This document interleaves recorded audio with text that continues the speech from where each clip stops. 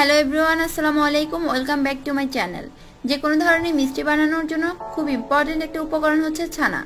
আর এই ছানাটি যদি পারফেক্ট হয় তাহলে মিষ্টিটাও কিন্তু পারফেক্ট হবে।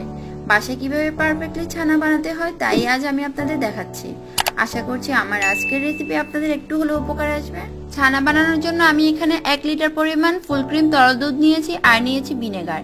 2 টেবিল চামচ ভিনেগারের সাথে 2 টেবিল চামচ পরিমাণ পানি মিশিয়ে নিচ্ছি। আপনারা চাইলে লেবুর রস দিয়েও ছানা কাটতে পারেন, সেক্ষেত্রে 3 টেবিল চামচ পরিমাণ লেবুর রস দিতে পারেন।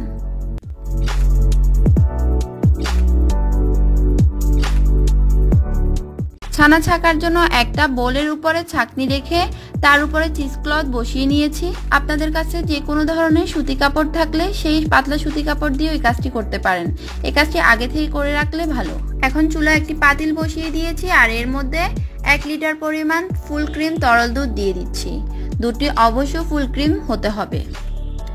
এখন দুধটাকে চুলার হাই হিটে রেখে জাল করে নিব। যতক্ষণ না পর্যন্ত দুধটা ফুটে উঠছে ততক্ষণ পর্যন্ত জাল করে নিতে হবে। আর মাঝে মধ্যে এভাবে নেড়েচেড়ে দিতে হবে যাতে দুধটা নিচে লেগে না যায়।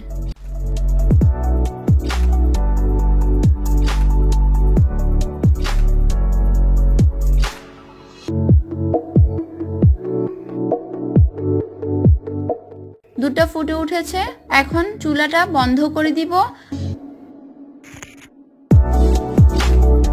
এখন এক হাত দিয়ে নাড়তে থাকবো আর এক হাত দিয়ে ভিনেগারের মিশ্রণটি অল্প অল্প করে ঢালবো।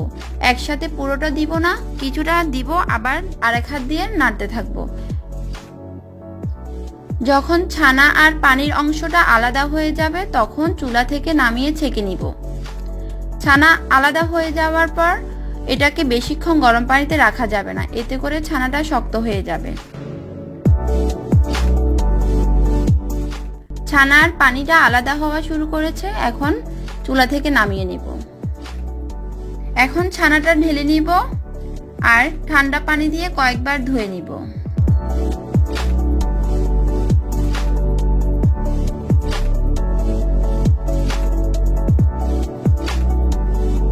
ঠান্ডা পানি দিয়ে কয়েকবার ধুয়ে নেওয়ার কারণে এতে ভিনেগারের যে একটা গন্ধ থাকে সেটা চলে যাবে আর ছানাটাও ঠান্ডা হয়ে যাবে।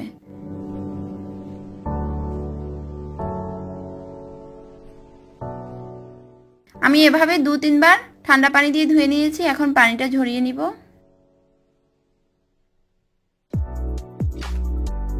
এখন কাপড়টা চারপাশ থেকে ধরে যতটুকু সম্ভব চেপে চেপে পানিটি ঝরিয়ে নিব।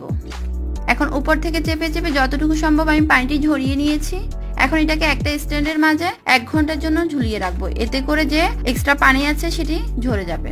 1 ঘন্টা হয়ে গেছে। এখন 1 ঘন্টা পর আমি কাপড় থেকে ছানাটি খুলে নিচ্ছি। ছানাতে অবশিষ্ট কোনো পানি নেই। দেখে নিশ্চয় বুঝতে পারছেন যে ছানাটি কতটা পারফেক্ট হয়েছে।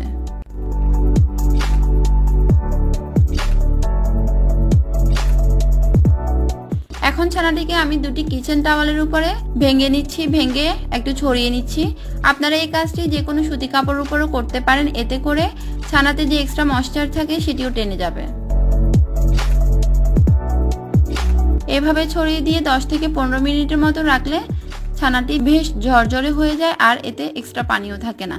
ছানাটি বেশ সফট হয়েছে, তৈরি হয়ে গিয়েছে ছানা। এই ছানা দিয়ে আপনারা রসগোল্লা, রসমালাই, চমচম বা কাঁচাগোল্লা আপনাদের পছন্দ মতো যে কোনো মিষ্টি বানিয়ে নিতে পারেন। আশা করি আমার আজকের রেসিপি ভালো লেগেছে। ভালো লেগে থাকলে আমার রেসিপিগুলো আপনাদের ফ্রেন্ডস এবং ফ্যামিলির সাথে শেয়ার করবেন আর আমার চ্যানেলটি সাবস্ক্রাইব করবেন। সবাই ভালো থাকবেন। আল্লাহ হাফেজ।